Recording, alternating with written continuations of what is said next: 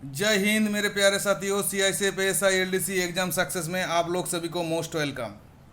आज हम करेंगे सिनोनिम्स और ये सिनोनिम्स का सेकंड क्लास है। इससे पहले हम एक क्लास ले चुके हैं, तो उस क्लास को नहीं देखे हैं तो पहले जाके प्ले लिस्ट में जाके उस क्लास को देखिए, उसके बाद इसको देखिए, तो आपको कम से कम उसमें भी 15-20 क्वेश्चन करवाए, तो उसको देखने से आपका नॉलेज को इंक्रीज होगा। तो चलिए, क्लास शुरू करने से पहले आप लोगों को एक मैसेज देना है कि अभी हम क्या कर रहा है, शुरू करने जा रहा है जो CICF ASI LDC का जो प्रीवियस ईयर का जो क्वेश्चन सेट का हमने सॉल्व देने के लिए क्या है, प्लेलिस्ट में एक प्लेलिस्ट बनाएंगे। तो एक टाइप का सीरीज बनाने चल रहा है, तो आप लोगों को अच्छा लगने से बताइएगा और हमारा इस चैनल को फॉलो करिएगा, साथ में इस चैनल को सब्सक्राइब कर दीजिएगा और साथ में बेल आइकन को दबा दीजिएगा, ताकि जैसे हम वीडियो को डालेंगे आपके पास नोटिफिकेशन पहुंच जाएगा। तो अभी क्लास शुरू करते हैं। देखिए, फर्स्ट वाला क्या है, डिनाई। डिनाई का सिनोनिम्स अर्थात इसका जो अर्थ क्या होता है। डिनाई का अर्थ होता है किसी को मतलब डिनाई कर देना, बोलता है नहीं कि उसको हम डिनाई कर दिए, मतलब उसको त्याग कर देना होता है, उसको रिफ्यूज़ कर देना। तो ये हो गया आपका डिनाई। डिनाई का आपका जो सिनोनिम्स होगा अर्थात अर्थ होगा रिफ्यूज़। अभी देखिए 2 नंबर क्या है, 2 नंबर हो गया रेस्ट्रिक्ट। रेस्ट्रिक्ट मतलब क्या होता है, तो इस मतलब को सुनने से पहले देखिएगा, किसी एरिया में कुछ घटना हो जाने के बाद पुलिस उस एरिया को क्या घेर देता है, और घेरने के बाद बोलता है ये रेस्ट्रिक्टेड एरिया है या प्रोहिबिटेड एरिया है, अर्थात उस एरिया में जाना वर्जित है, मतलब मना किया हुआ एरिया है। तो रेस्ट्रिक्ट का अर्थ होता है प्रोहिबिटेड, प्रोहिबिट। ओके, अभी देखिए 3 नंबर आपका जो है वो है चेंज। चेंज, चेंज का क्या होता है, चेंज का अर्थ होता है कि दूसरा कोई चीज़, तो उसको क्या बोलता है, ऑल्टर। ऑल्टर आपका हो गया आपका इसका अर्थ, ठीक है। अभी देखिए 4 नंबर में क्या है, जेनुइन। जेनुइन का मतलब क्या होता है, जो ओरिजिनल चीज़ को बोला जाता है जेनुइन, तो जेनुइन का जो अर्थ होता है उसको बोलते हैं रियल। अभी 5 नंबर में हो गया ऑथेंटिक। ऑथेंटिक का होता है आपका जेनुइन, मतलब ये सब एक ही जैसा है। ओके, अभी देखिए 6 नंबर में हम चलते हैं। 6 नंबर में हो गया बैरन।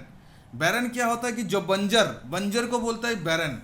तो वो बंजर का क्या होता है, आपका सिनोनिम्स क्या होता है, सिनोनिम्स होता है अनप्रोडक्ट, ठीक है। और इसका एंटोनिम्स क्या होता है, जो फर्टाइल, ठीक है। तो ये आपका अनप्रोडक्ट हो गया आपका अर्थ। 7 नंबर में देखिए क्या है, जो सफिशिएंट। सफिशिएंट का अर्थ होता है कि यथेष्ट, मतलब एनफ।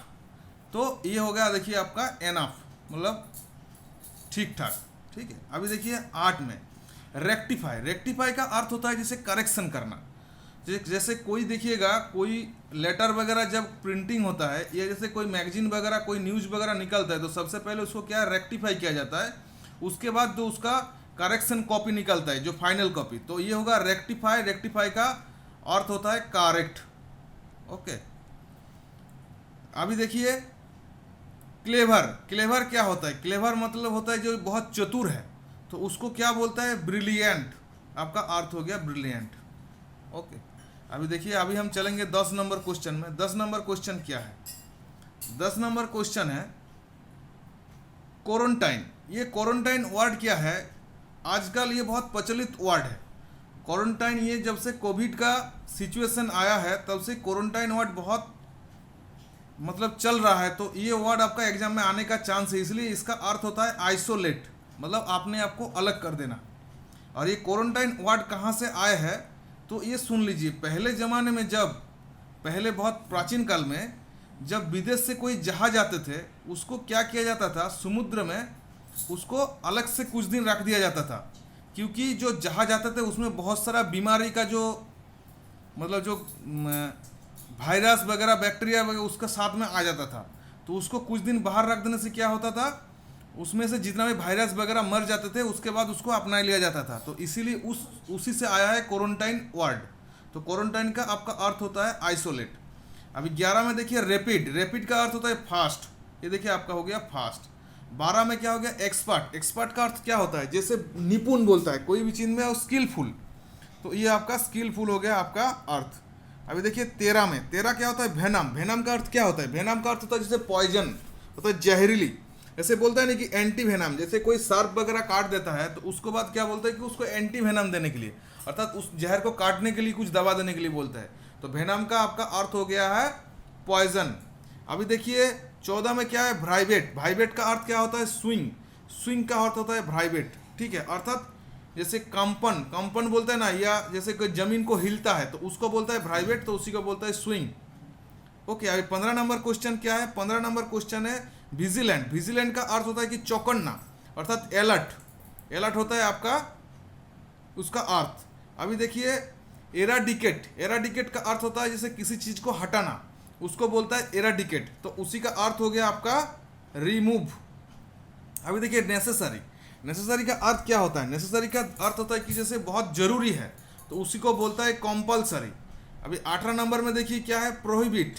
प्रोहिबिट का अर्थ होता है बैन करना। प्रोहिबिट मतलब जैसे आपको पहले आपको एक प्रोहिबिट आपको समझाते तो प्रोहिबिटेड, ये हो गया आपका बैन करना या सस्पेंड करना, ठीक है। 19 में क्या है, डिप्रेशन। डिप्रेशन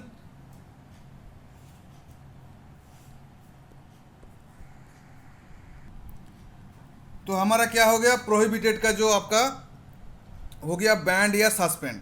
ओके, ये हमारा हो गया। अभी देखिए डिप्रेशन। डिप्रेशन क्या होता है, सैडनेस। डिप्रेशन ऐसे बोलते हैं ना, कोई आदमी डिप्रेशन में चला गया, मतलब वो हताश हो गया उसको, ठीक है, तो उसी को बोलता है सैडनेस या सोरोफुलनेस। तो ये आपका अर्थ हो गया।